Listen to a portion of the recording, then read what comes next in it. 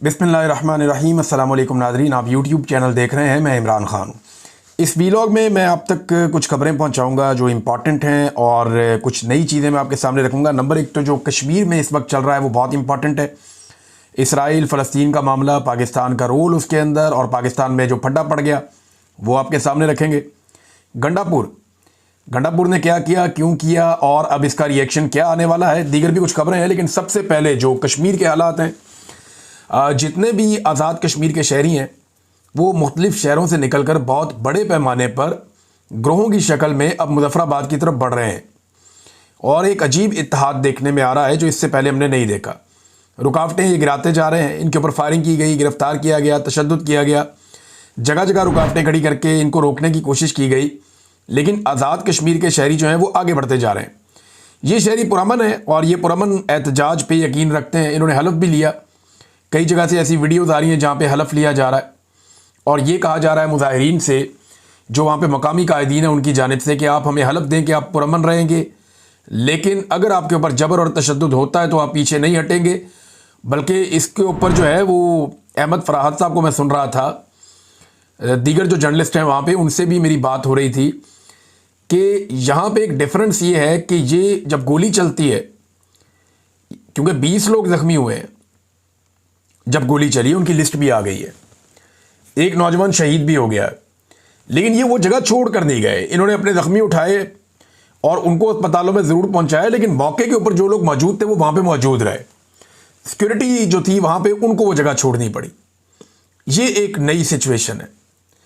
ये एहतजाज बड़े ज़ोरदार तरीके से कर रहे हैं। इनके ऊपर जो है वो सादा कपड़ों में लोगों से भी गोलियाँ चलवाई गई। कुछ जो दीगर जमातें एस्टेब्लिशमेंट की हमायती हैं उनके ज़रिए से भी इनके ऊपर दबाव डाला गया, लेकिन ये आम लोग हैं, आज़ाद कश्मीर के पुरअमन लोग हैं और ये पुरअमन जद्दोजहद कर रहे हैं और एस्टेब्लिशमेंट की सियासत में जो गैर कानूनी किरदार है एस्टेब्लिशमेंट का, उसे ख़त्म कर सकते हैं ये लोग। ये इनके पास मौका है और इसके लिए ये लोग अपना पूरा जोर लगा रहे हैं। ख़वातीन और नौजवानों का एक बहुत बड़ा किरदार है। ख़वातीन जो हैं वो क्योंकि लोग बहुत बड़ी तादाद में निकले हैं तो इनके कोई स्पॉन्सर भी ऐसे नहीं है कि इनको बहुत सारा पैसा मिल जाए या इन्हें कोई स्पॉन्सर कर जाए, वहाँ देगे पक रही हो, खाने पके पकाए आ रहे हो, ये भी नहीं है।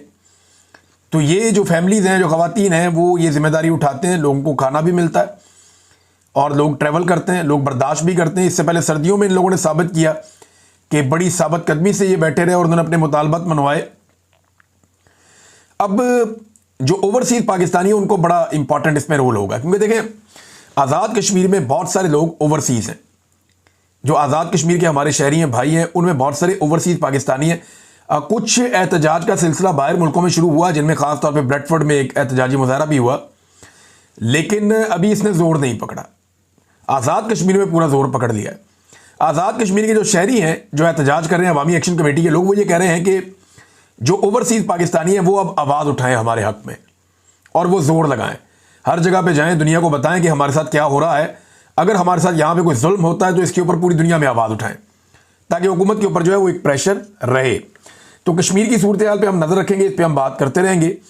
अब आ जाए नाज़रीन, इसराइल और फ़लस्तीन वाला मामला जो है वो कहाँ तक पहुँचा।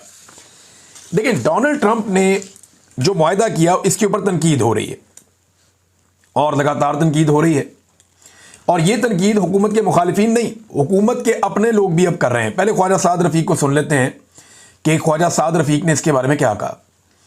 ख्वाजा साद रफ़ीक ने ट्रंप का गज़ा अमन मनसूबा एक तरफा और नाकाबिले अमल करार दे दिया। इससे पहले जब ट्रंप ने यही वाला मनसूबा इमरान खान साहब के दौर में पेश किया था तो इमरान खान साहब ने इसके ऊपर अमल दरामद नहीं किया था, बल्कि उन्होंने इसे मुस्तरद किया था। उस दौर में जो अपोजिशन थी उसने भी इसके खिलाफ आवाज़ उठाई थी, यानी शहबाज शरीफ, ख्वाजा आसिफ, ये सारे। लेकिन बाद में क्या हुआ, अब जब ये हुकूमत में आ गए हैं तो ये लेट गए और ये जहां जहां सजदे कर रहे हैं ये इमरान खान की वजह से कर रहे हैं। इन्हें डर है कि इमरान खान पाकिस्तानी कौम के साथ मिलकर हमारा पटाखा बजा देगा, इसलिए एस्टेब्लिशमेंट और हुकूमत हर बात मानती है अपने गैर मुल्की आकाओं की, जो करवाना है आप हमसे करवा लें, ऐसा दिखाई दे रहा है। ख्वाजा साद रफ़ीक साहब ने कहा कि ये जो ट्रंप का अमन मनसूबा एक तरफा है, नाकाबिले अमल है और हमास को इसराइली अफवाज के सामने हथियार डालने पर मजबूर करने का एक मनसूबा है, ये उन्होंने करार दिया। इन्होंने एक्स के ऊपर अपनी एक पोस्ट लगाई है, ट्विटर के ऊपर, और अमन मनसूबे को नाकाबिले अमल करार देते हुए कहा कि यह मनसूबा सेहूनी जंगजुओं के वहशियाना हमलों को रोकने का कोई जामे तरीकाकार नहीं रखता। ये ख्वाजा साद रफीक कह रहे हैं, नून लीग के अहम तरीन रहनुमा।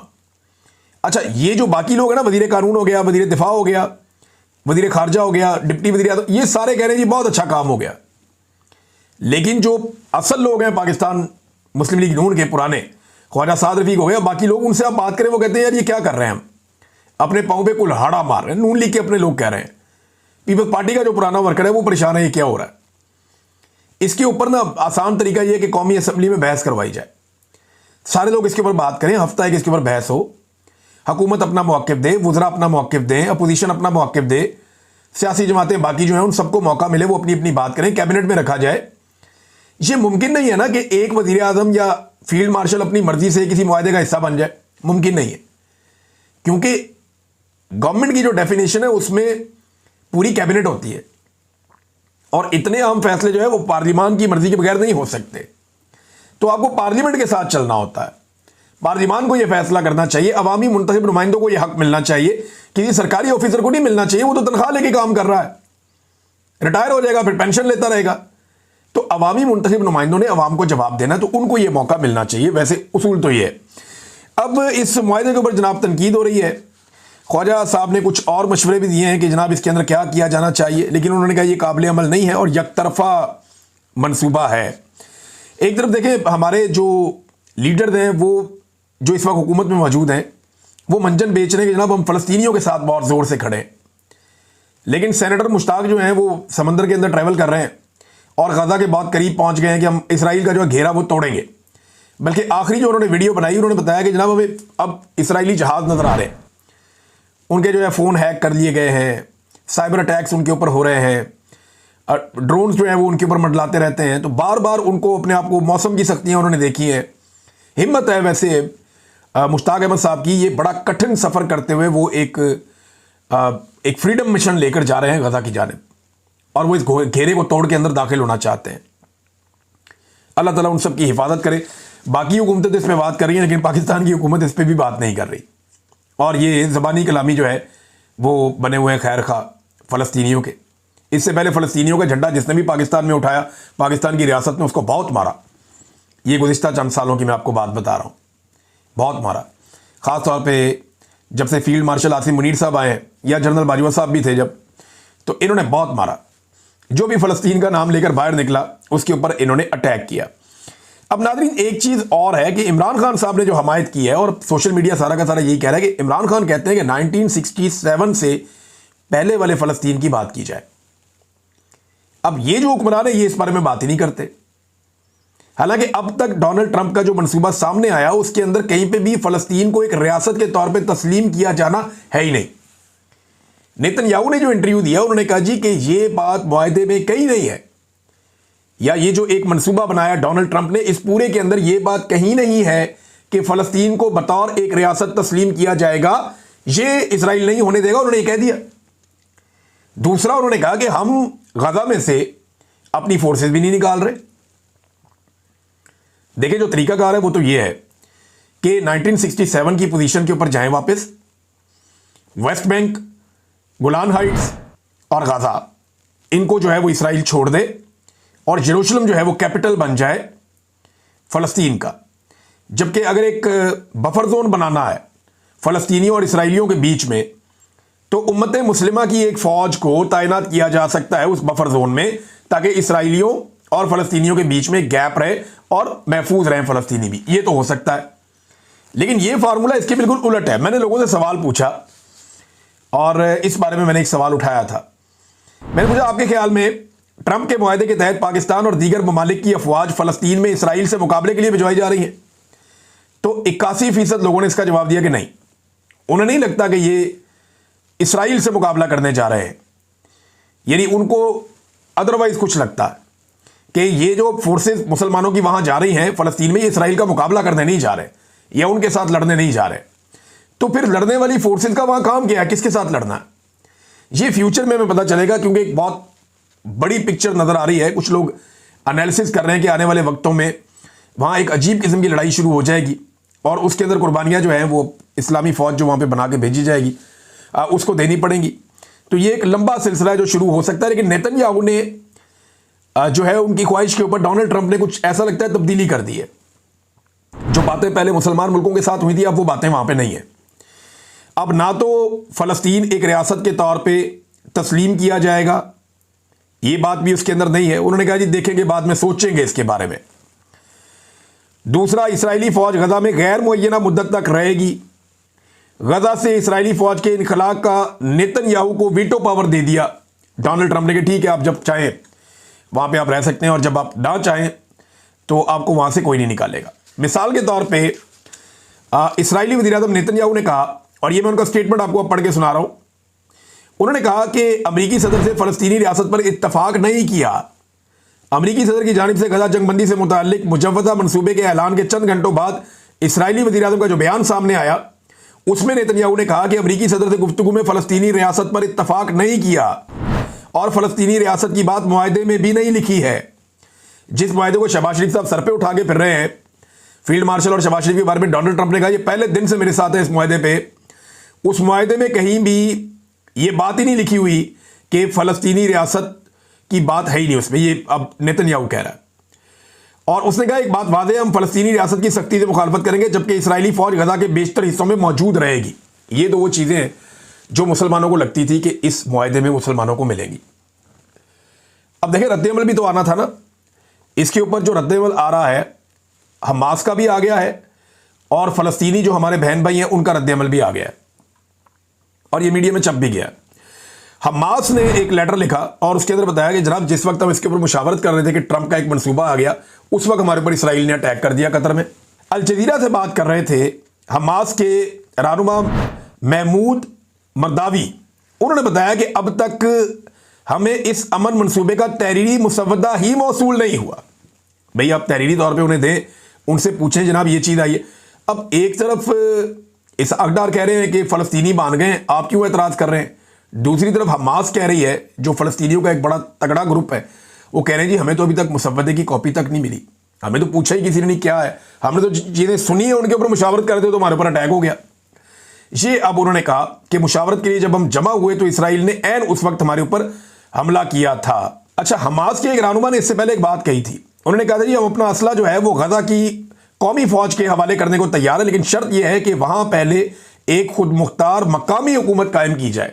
लेकिन यहां डोनाल्ड ट्रंप जो है वो खुद बनना चाहते हैं सरबराह और इसका एक अहम जो है वो रुकन बनाना चाहते हैं टॉनी ब्लेयर को। अच्छा, टॉनी ब्लेयर का नाम मैं आपको ये बताऊं कि वो ऐसा महसूस होता है और कुछ लोग ये कह रहे हैं कि वो इसराइल की जानिब से दिया गया, क्योंकि टॉनी ब्लेयर को वो बहुत पसंद करते हैं शायद नेतन्याहू, और उनकी जानिब से ये नाम आया कि ये जो टॉनी ब्लेयर हैं इनको शामिल किया जाए। मुमकिन है वहाँ से आया हो या मुमकिन है कि डोनाल्ड ट्रंप की अपनी चॉइस हो, लेकिन टॉनी ब्लेयर जो है वो मरकज़ निगाह बन गए इस सारे खेल में कि उन्हें एक अहम प्लेयर के तौर पे लाया जाए इस सारे मामले में। गजा के लोगों से कुछ इंटरव्यूज़ किए गए, डॉन में ये इंटरव्यूज़ छपे भी हैं और ये फ्रांसीसी खबर रसा इदारा है AFP, उनकी एक रिपोर्ट जारी हुई है। उसके मुताबिक गजा में जो वहां के रिहायशी हैं उन्होंने ट्रंप के अमन मंसूबे को एक तमाशा करार दे दिया है। अमन मंसूबे पर शकूक व शुबहात का इजहार करते हुए इसे तमाशा करार दे दिया, ये हेडलाइन है। आगे उन्होंने बताया किस बंदे ने क्या कहा, किसने क्या कहा। कुछ लोगों ने कहा जी इससे हम उम्मीद भी कर सकते हैं, हो सकता है इससे कोई बेहतरी आ जाए, ये खून रेजी रुक जाए। लेकिन ज्यादा लोगों ने, अक्सरियत ने जो कहा वो उन्होंने अपनी हेडलाइन बना दी कि गजा के लोगों का रद्द-ए-अमल भी आ गया, हमास का रद्द-ए-अमल भी आ गया और पाकिस्तान के अंदर से भी लोगों का रद्द-ए-अमल आ गया। अब शहबाज शरीफ और फील्ड मार्शल आसिम मुनीर साहब ने किस बुनियाद पे डोनाल्ड ट्रंप को 100% यकीन दहानी करवाई कि जैसे आप कहेंगे वैसा हो जाएगा, और मुकम्मल सपोर्ट उनको दे दी, जबकि पाकिस्तान के अंदर भी एक कंसेंसस बना नहीं है। नाज़रीन, पाकिस्तान में सबसे ज्यादा जो किट लग रही है ना वो मौलवियों की लग रही है, जिन्होंने सारी जिंदगी पाकिस्तानियों को चूरन बेचा कि जनाब हम यरूशलेम जा रहे हैं, हमने ये कर देना है, हमने वो कर देना है, कोई नाम लेके दिखाए, कोई ये करके दिखाए, कोई ये वाली बात करके दिखाए, हम वो कर देंगे। उधर जनाब शहबाज शरीफ साहब के फोटोज आ रहे हैं बेहतरीन किस्म के, खुशगवार मूड के अंदर, अमेरिकन ज्यूज कांग्रेस के सदर के साथ, और जनाब साथ वफद के अंदर एक खातून मौजूद हैं जो प्रो इसराइल हैं बहुत ज़्यादा, और उनको एक्सेस भी है शहबाज शरीफ साहब के जो है वो सीक्रेट फाइल्स तक, और वो ये क्लेम भी करती हैं कि पाकिस्तान इसराइल को तस्लीम कर ले और कर लेगा। तो ये बड़ी इंटरेस्टिंग चीज़ें हैं। लेकिन इसके ऊपर जो सबसे ज़्यादा मज़ा आ रहा है ना वो मौलवियों का आ रहा है, जिन्होंने सारी ज़िंदगी को हमको बेवकूफ़ बना के माल बनाया। ये मुल्ला मिलिट्री अलायंस ने मिल के कौम को बेवकूफ़ बनाया और कौम को ये कहते रहे कि अपने जनाब फलानी भी जंग लड़नी है तो फलानी भी जंग लड़नी है, और इन्होंने बड़ी बड़ी तकरीरें की। लेकिन आज ये दोनों बिल्कुल ऐसे चुप बैठे, सुमुम बुकमुन, यानी बिल्कुल खामोश, चुप, गुमसुम, चूड़ी निकल रही इनकी। और वजह जो है सवाए फजलुर रहमान साहब के, फजलुर रहमान साहब इस पॉलिटिक्स को जानते हैं और उन्हें पता है कि होना के बड़े जीरक सियासतदान है, उनकी सियासत इसके ऊपर खड़ी है। उन्होंने स्टेटमेंट देने शुरू किए, लेकिन मेरा नहीं ख्याल कि एस्टेब्लिशमेंट के लिए फजलुर रहमान साहब को मुश्किल बनेंगे अगर वो ये फैसला कर लेंगे, क्योंकि फजलुर रहमान साहब कोई ना कोई रास्ता निकाल लेते होते हैं, यहां से भी निकल ही आएगा। नाजरीन, अब आ जाएं गंडापुर साहब वाले मामले पे। देखिए, परवेज खटक ने, महमूद खान ने, उस्मान बुज़दार ने और बहुत सारे इमरान खान साहब के साथी हैं, दोस्त हैं, असद उमर हैं, अली जैदी हैं, इमरान इस्माइल थे, बहुत सारे और लोग हैं, ढेर लगा हुआ है। सब ने इमरान खान साहब से गद्दारी की, लेकिन किसी ने उनकी फैमिली पे हमला नहीं किया। ये हमला गंडापुर ने किया, और गंडापुर ने ये हमला उस वक्त किया जब गजा का और इसराइल का मामला पाकिस्तानी हुक्मरानों के सर पे चढ़ा हुआ है। तवज्जो हटाने के लिए ऐसा लगता है ये किया गया। भाई, इस वक्त गजा के ऊपर, इसराइल के ऊपर इनकी फैंटी लग रही है, उठा के एक नया टॉपिक छेड़ दिया। ट्रंप इनको चौक में खड़ा करके बार बार बेनकाब कर रहा है कि ये मेरे साथ खड़े हैं, मेरे बंदे हैं। उस वक्त गंडापुर ने रेस्क्यू कर लिया। इनके खुफिया राबते सामने आ रहे हैं, तस्वीरें आ रही हैं, उस पर गंडापुर बाद ने अलीमा खान के ऊपर चढ़ाई कर दी। जब कश्मीरी सड़कों पे बैठे हुए हैं, उनके काफिले चल रहे हैं, वो अपने मुतालबात मनवा रहे हैं, उस वक्त गंडापुर ने रुख मोड़ के तवज्जो इधर करवा दी। जब कॉमनवेल्थ की रिपोर्ट आई जिसमें साबित हो रहा है कि पाकिस्तान के अंदर एक जाली रजीम है जिसको धांधली के साथ लाकर बिठाया गया है, और इतनी लेट वो रिपोर्ट आई, इस पे बात करने के बजाय फिर अलीमा खान। ये फैमिली पे इतना बड़ा हमला इन्होंने कर दिया गंडापुर साहब को। कोई भी अक्लमंद आदमी हो तो आपको लगता है कि वो ये इल्जामात अपने मुंह से दोहराएगा? यानी गंडापुर साहब को अकल नहीं है। इन्होंने क्या किया कि वीडियो बना के वो तमाम इल्जामात जो इन्होंने इमरान खान साहब के सामने बैठ के अलीमा खानम पे लगाए, वो वीडियो बना के उनको रजिस्टर कर दिया कि हाँ मैंने लगाए। अब ये उससे भाग ही नहीं सकते, ये उससे भाग ही नहीं सकते। और मैं जितना अलीमा खानम को जानता हूं या इमरान खान को जानता हूं, इमरान खान इनको टके की सियासत नहीं करने देगा अपने बलबूते के ऊपर, इन्हें कोई सियासी पोजीशन नहीं देगा। ये बहनें उस वक्त भी निकली थी जब परवेज मुशर्रफ का दौरे हुकूमत था, और उस वक्त भी इनको मर्दाना पुलिस ने पकड़ पकड़ के गाड़ियों में डाल के गिरफ्तार किया था। इन्होंने तब भी अपने भाई के लिए आवाज उठाई थी, अपने भाई के हर जलसे में ये जाती रही इमरान खान की बहनें। अल्टीमेटली जब इनका भाई वजीर आजम बन गया तो इनका कोई किरदार नहीं था, उसके बाद जीरो, कोई किरदार नहीं। तो आइंदा भी यही होगा, और गंडापुर साहब परेशान होंगे कल को कि अब मैं अपने अल्फाज वापस कैसे लूं। गंडापुर साहब ने अपने पांव पे बहुत बड़ा कुल्हाड़ा मार दिया और उनको आइडिया नहीं है। इमरान खान का और अलीमा खानम का ताल्लुक 7 दहाइयों का है, 70 साल से ज्यादा हो गए इन दोनों बहन भाइयों को इकट्ठे। क्या ये एक दूसरे को नहीं जानते होंगे? ये जुमा 8 दिन आ गए गंडापुर साहब, तो वो जाकर इमरान खान को कहेंगे अलीमा खानम के बारे में, और इमरान खान मान लेंगे। उन्होंने हंसते हंसते सारी कहानी अलीमा खान को सुना दी और कुछ कहा भी नहीं, बल्कि अलीमा खान ने बाहर आके वो सारी कहानी पब्लिक को बता दी। अब मैंने इसके ऊपर भी एक सर्वे करवाया, बड़ा इंटरेस्टिंग है, ये भी देखें आप। मैंने आवाम से पूछा, मैंने कहा पता तो करें कि आपके ख्याल में सच्चा कौन है, अलीमा खानम या गंडापुर? लो जी, 95% लोग कह रहे हैं कि अलीमा खानम सच्ची है, और 5% लोग कह रहे हैं कि गंडापुर सच्चा है। ये बड़ा, इससे ज़्यादा क्लियर मेरे पास कभी कोई सर्वे नहीं आया। गंडापुर साहब की जो अवाम के अंदर सच्चाई की एक वो रह गई है ना, कि 5% लोगों को लगता है कि गंडापुर सच्चा, 95% लोग गंडापुर को झूठा समझते हैं। ये गंडापुर साहब ने वाकई अपने पांव पे कुल्हाड़ा मारा। नाजरीन, शहबाज शरीफ साहब ने एक वारदात की और वारदात पकड़ी गई। ये बड़ी इंटरेस्टिंग वारदात है। इन्होंने किया ये कि इमरान खान साहब का जो वो पड़ा हुआ था ना अक़वाम मुत्तहिदा के अपने यूट्यूब ऑफिशियल चैनल के ऊपर, वो सबसे ज़्यादा इमरान खान साहब की तकरीर वहाँ पे देखी गई आज तक, को 7.5 मिलियन के करीब है शायद। इतना ज़्यादा लोगों ने इमरान खान साहब को वहाँ पे सुना। अब शहबाज शरीफ साहब का ना 1.5 लाख पे जाके कोई 1.5 पौने 2 लाख के बीच में जाके रुक गया था, आगे बढ़ ही नहीं रहा था। अचानक जनाब सुबह पता चलता है कि ये तो 13 लाख पे पहुंच गया। ये 13 लाख पे कैसे पहुंच गया? फिर लोगों ने रिसर्च करना शुरू किया। डिजिटल दौर है ना, बड़े बड़े टेक्निकल लोग बैठे हुए हैं। तो अब सोशल मीडिया पे ये क्लेम किया जा रहा है सबूतों के साथ कि जनाब ये इश्तिहार बना के किया इन्होंने। यानी इस शहबाज शरीफ की वीडियो का इश्तिहार बना के वीडियो में डाल डाल के चलवाते रहे, और वो व्यूज इनको आते रहे हैं। वो कोई 10 सेकंड का व्यू होगा, कोई 15 सेकंड का व्यू होगा, लोग स्किप कर देते हैं, आगे निकल जाते हैं। तो इस तरह की कोई कहानी लोग सुना रहे हैं। मैं इसको टेक्निकली नहीं जानता ये क्या चीज़ है, लेकिन जो टेक्निकल लोग हैं वो बार बार सोशल मीडिया पे क्लेम कर रहे हैं। मैं कभी ये इश्तिहारबाजी में पढ़ा ही नहीं, मुझे पता ही नहीं इसका, मैं इस साइंस को भी नहीं समझता। मुझे सिर्फ ये काम अपना जर्नलिज्म करना आता है। ये वीडियो की अपलोडिंग भी कोई मुझे कहेगा तो मेरे से ये भी नहीं होती, वो भी अलग लोग हैं जो करते हैं।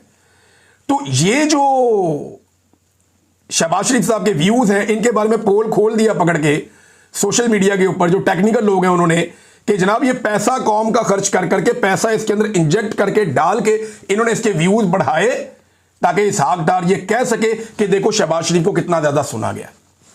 ये है नाजरीन, एक के बाद एक इनकी वारदात पकड़ी जाती है। अब नाजरीन, इमरान खान साहब ने अडयाला से बयानात भी दिए हैं, वो बयानात मैं आपको अगले वीलॉग में बताऊंगा। लेकिन पेट्रोल और डीजल फिर महंगा हो गया और अब इनके पास कोई और हल नहीं है। मईशत की जितनी तबाही हो गई है ना नाजरीन, कोई जितनी मर्जी अच्छी हुकूमत हो, ये चीजें महंगी किए बगैर अब वो इस बहरान से निकल ही नहीं सकते। ये बहरान पैदा किया हुआ किसका है? मिलिट्री एस्टेब्लिशमेंट का और पीडीएम की सियासी जमातों का। इन्होंने अच्छे खासे चलते हुए मुल्क का बट्टा बिठा के बेड़ा गर्क कर दिया। अब इतना बेड़ा गर्क कर दिया है कि जिसकी मर्जी हुकूमत आ जाए, इसमें इनका कसूर नहीं है, इनको कीमतें बढ़ानी ही पड़ेंगी चीज़ों की। ये बहुत मुश्किल है कि कीमतें नीचे जाएं, ये बहुत मुश्किल है कि हालात लोगों के लिए आसान बने। महंगाई लोगों को अब झेलनी पड़ेगी क्योंकि लोगों ने इन हुक्मरानों को बर्दाश्त किया है। अगर पहले दिन इनके खिलाफ खड़े होकर इनको मार देते ना बाहर, इनको निकाल देते बाहर जमहूरी तरीके से बाहर आके सड़कों पे, तो शायद इतनी तकलीफ बर्दाश्त ना करनी पड़ती, लेकिन अब करनी पड़ेगी क्योंकि जो मईशत को इन्होंने जहां पहुंचा दिया है ना, इसको ठीक होने में अब बड़ा लंबा अरसा लगेगा। अब तक के लिए इतनी, अपना ख्याल रखिएगा, अपने चैनल का भी। अल्लाह हाफिज़।